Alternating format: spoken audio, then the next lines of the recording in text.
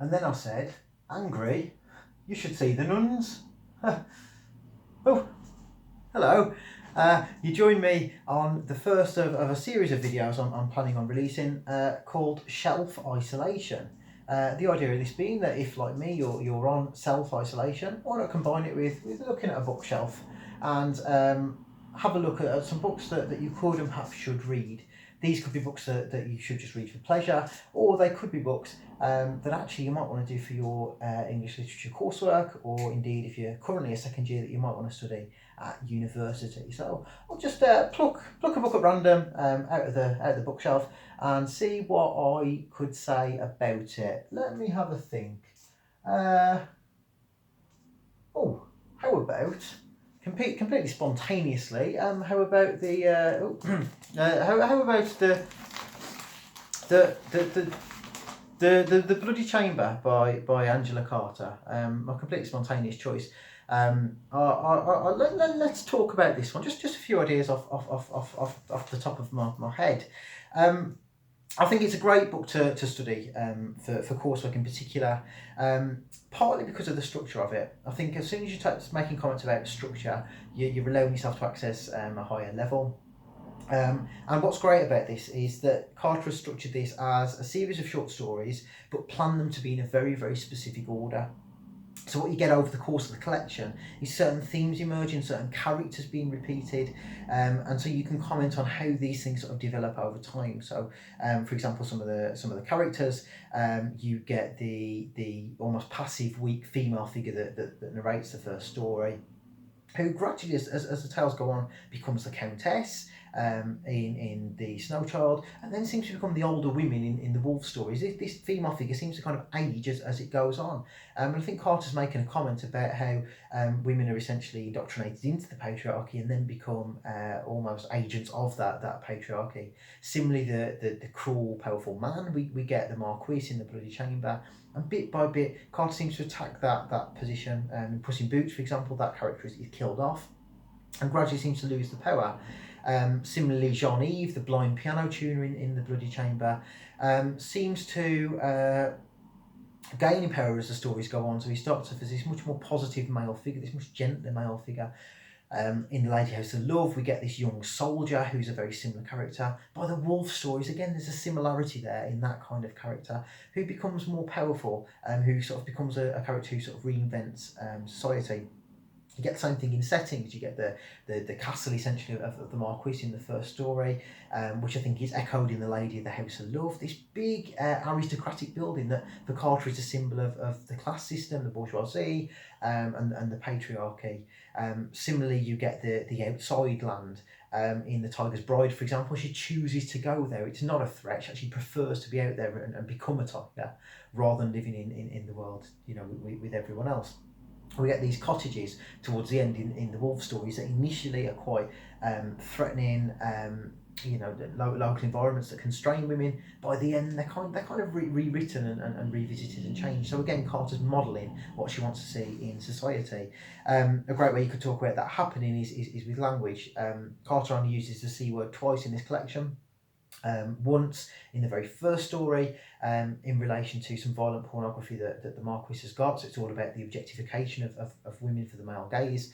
And in the very, very last story, in Wolf Alice, it's when she has her first period, and it's a far more positive symbol of her gaining power and sort of going from this girl to a woman, regaining her humanity, you could argue. So, even in that, Carter does it. And symbols are there, blood is an obvious one that we get in the first story.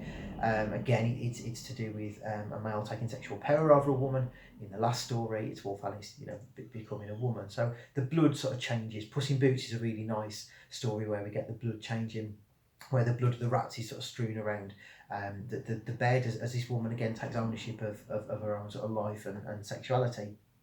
Other good symbols, animals are great within this collection. You get initially animals being seen as a threat. The Marquis is like a wolf. He's animalistic throughout. By the time of the wolf stories, these animals are far less of a threat. In Company of Wolves, for example, it was told that she's nobody's meat, and it's like she sort of tames this werewolf figure. in The Tiger's Bride, as I say, she chooses to be with the animals rather than back in society. And I think Carter uses that as a symbol for class. I think the animals are a bit of a symbol of the proletariat, and in that sense, I think the women and the animals are kind of have got a bit of an affinity. They're both oppressed groups, and again, she empowers them as the stories go on, so that by the end, in Wolf Alice, both of them are kind of half wolf, half human. She was raised by wolves, he's a werewolf, and it's this far more equal relationship as Carter sort of tries to reset it.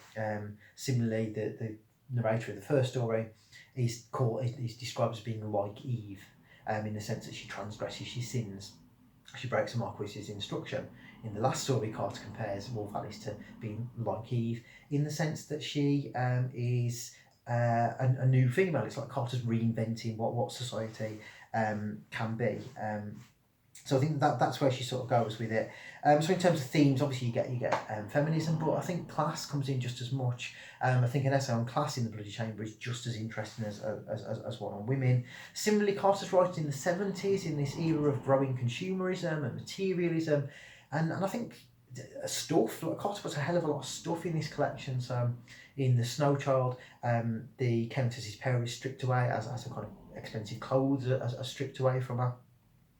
In, I think it's The Tiger's Bride, the automaton is sent out into the world. You know, the beauty figure, because it's a version of Beauty and the Beast, decides that actually the automaton is probably better being in society than she is. So she sends this kind of model version of her out into society. Carter making a comment on the role of women almost being these living dolls, I guess, basically. So we get that idea in there, as well as the stories sort of progress. In terms of what could you compare it with if you did it for coursework, well, obviously anything with a feminist angle. So The Handmaid's Tale would be great. Jane Eyre would be a really good comparison. You know, the mad woman in the attic. You know, and kind of what's seen as traditional, what's seen as acceptable. Where are women seen as being sort of dangerous? But you might actually go down the class route and do something like Wuthering Heights and look at the projection of Heathcliff. Is Heathcliff more like the Marquis, or is he more like the werewolf in the last story? I think we could argue either way. Wider in terms of society, you might do something dystopian. So 1984, Fahrenheit 451. You could do Never Let Me Go, a very interesting story where they almost accept their position in society, whereas Carter rewrites society. You know that might be very good, a good link to kind of make. And similarly, Bloody Chamber's got this really gothic, sort of theme going throughout it. So we have, these kind of bizarre sort of creatures, these slightly magical realist settings, the castles that are used as a setting. They're often set in liminal places, in other words, being kind of between worlds. It would go quite well with Macbeth, that the witches inhabit a similar sort of domain. We get Lady Macbeth as being this slightly dangerous and transgressive female figure, so you could go down that route. Similarly, you could put it with something like Frankenstein. Frankenstein creates something and abandons it. Is he one of these ancestors who look down in The Lady of the House and Love? Is that where is that where Frankenstein could be seen? We get these sorts of threats to society. The references to Adam and Eve we also get in Frankenstein, because the creature reads Paradise Lost. So there's an awful lot of comparisons to be made there as well. So Bloody Chamber, definitely recommend it for A-level coursework, but actually just as a very, very good, very interesting collection of stories and text to read. Very strong, definitely worth a read. So anyway, about these nuns.